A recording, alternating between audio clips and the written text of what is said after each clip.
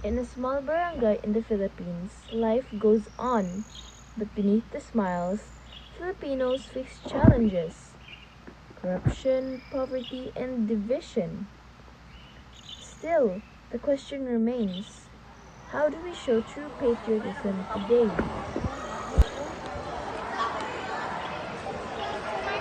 Look at this flag. It's not just about fabric and colors, it's a story of our people's sacrifices. True, Lara. Pero minsan, kalimutan na ang kabataan ng tunay na kahulugan ng pamumunan ng bansa. Mas busy pa sila sa trending issues kaysa sa tunay na problema ng ating bansa. Exactly. Patriotism isn't just about boasting and love the Philippines. It's about doing something, caring for our people, our land, and our truth.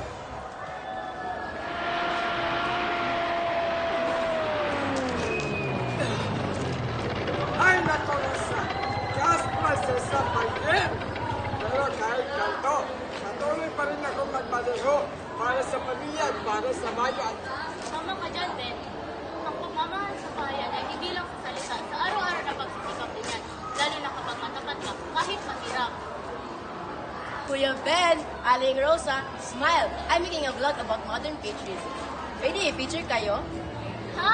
Modern patriotism? Iha, kung yan yung nagpo-post pero nagtatapon ng basura sa daan, naku, pasa ko dyan!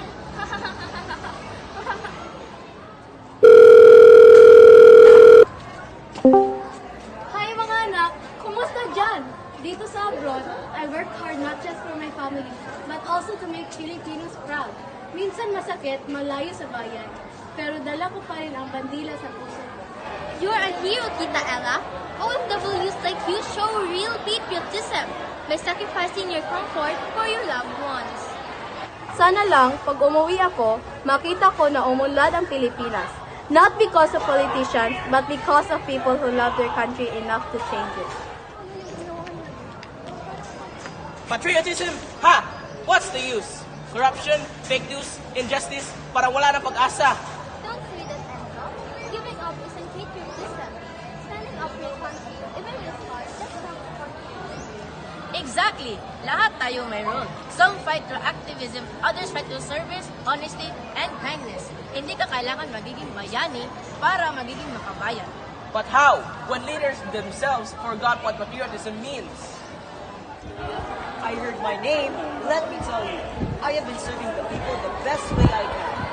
Mayor, kung tunay na kayong makabayan, sana mas inunan niyo ang kapakanan ng mga tao kaysa sa politika. Tama! Politics isn't about power, it's about service! You're right. I once thought patriotism was about loyalty to my position. But now, I realize it's about loyalty to the people who matters. Maybe it's time for us leaders to listen more. Tama ka dyan, Mayor. In every heart of a Filipino lies a spark of patriotism, sometimes quiet, sometimes loud, but always there. It awakens when we choose honesty, kindness, and unity over hate and division. Let's prove the love of country and how it treats others. We are the Philippines, creative, strong, and resilient. Never lose faith in our nation. We may stumble, but rise together. From citizens to leaders, let's be partners in change. Sa kalsada man o sa opisina, Sa paaralan man o sa palengke.